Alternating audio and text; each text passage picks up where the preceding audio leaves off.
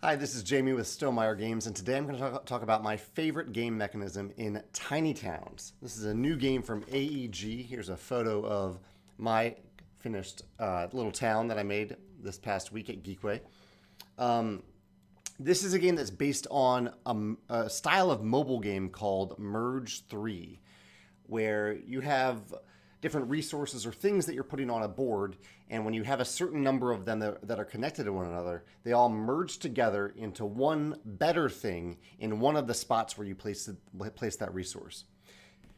Tiny Towns uses a similar mechanism, very similar, but it offers a greater variety of buildings that you can put out on this board compared to the other Merge 3 games that I've seen. And you can see on the photo here a little bit, you can see these cards up here. Each of these cards are randomly assigned to a different building in the game. So in one game, this building might have a certain requirement to build it, and it might have a different meaning behind it. But in another game, that building might mean something completely different. I love the variety this adds to Tiny Towns. It means that every game is going to be a little bit different. But my favorite mechanism in the game is tied to that Merge 3 mechanism.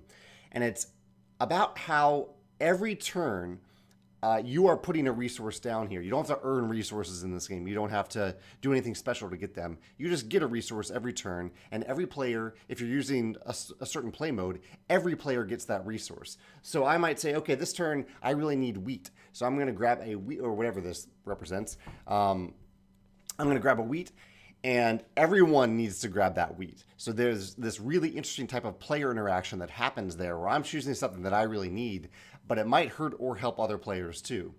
But I like that I just get it. I get it every turn. Every player is involved in every turn. There's so little downtime in this game because we're all getting the same resource every turn, and we're placing it on our board.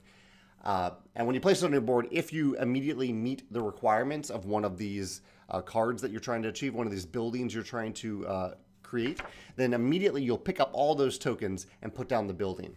It ends up being a very tight game because as I said, you don't have full control over the resources you're getting. You have control over where you're placing them on the board, but you don't have control over exactly which resources you're getting at any given time. So you might be really looking for the blue resource or the gray resource, the stone, but you may not get it until your turn when you know you can grab it. So in the meantime, you are strategically placing resources elsewhere in the hopes of planning ahead and getting one of those buildings instead.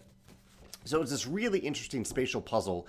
I can see that can be a little bit frustrating if you're really not getting the resources you need and you're just kind of putting down a bunch of resources that aren't going to end up building anything because it's a tight 4x4 grid. But for me, I really enjoyed that spatial puzzle. And it kind of made me want to, definitely made me want to play more. And it made me want to play maybe different board configurations in the future, as many Merge 3 mobile games have. Like they have different boards of different sizes. There's some neat asymmetry that could be created there. But the core game itself is a beautiful production, a great value. For $40, you're getting so many different wood tokens. And I think it's worth trying if you like those Merge 3 style of mobile games. I didn't mean for this to turn into a review. I don't do reviews. But yeah, my favorite mechanism, we'll focus on that, is this idea that you are getting a free resource every turn, and there's indirect player interaction in that the resource you select, all other players must select that resource as well. They must place it on their board somewhere. If you have a different favorite mechanism in Tiny Towns or in Merge 3 style games in general, I'd love to hear your thoughts in the comments below. Thanks.